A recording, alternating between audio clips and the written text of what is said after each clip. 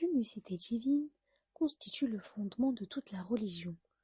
Elle n'est pas seulement une parole prononcée par la langue, mais une réalité qui doit s'établir dans le cœur.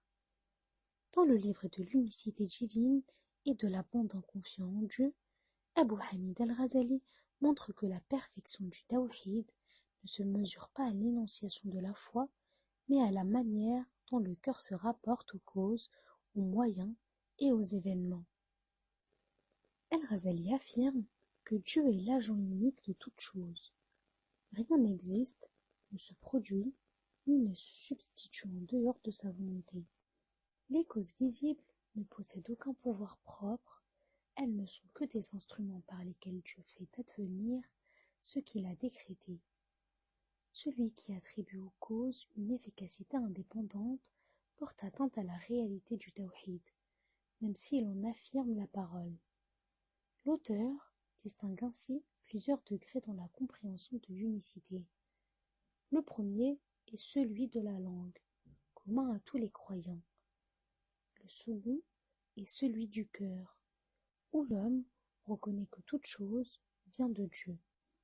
Le degré le plus élevé est celui où le cœur ne voit plus, derrière la multiplicité des causes, qu'un seul acteur. À ce degré, la dépendance aux créatures disparaît, sans que l'usage des causes soit abandonné. C'est dans ce cadre que s'inscrit at-tawakkul, l'abandon confiant en Dieu.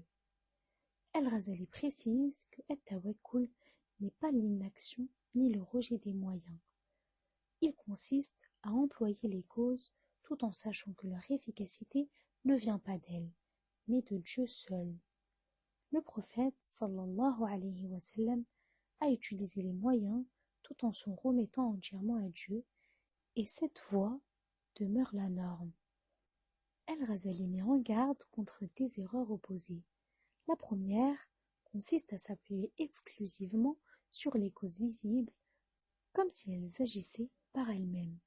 Cette attitude révèle une faiblesse du tawhid. La seconde consiste à abandonner totalement les causes sous prétexte de confiance en Dieu, ce qui contredit la loi et la sagesse prophétique. La voie juste unit l'action extérieure et la confiance intérieure.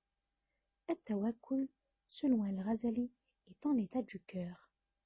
Il se manifeste par l'absence d'inquiétude excessive face à la subsistance, par la tranquillité devant les événements et par l'acceptation du décret divin.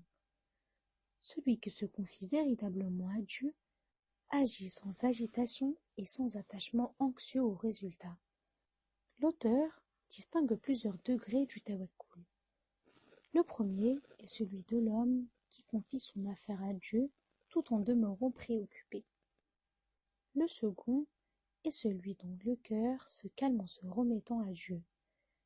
Le plus élevé est celui qui ne voit plus dans les événements qu'une manifestation de la sagesse divine, sans opposition intérieure ni contestation.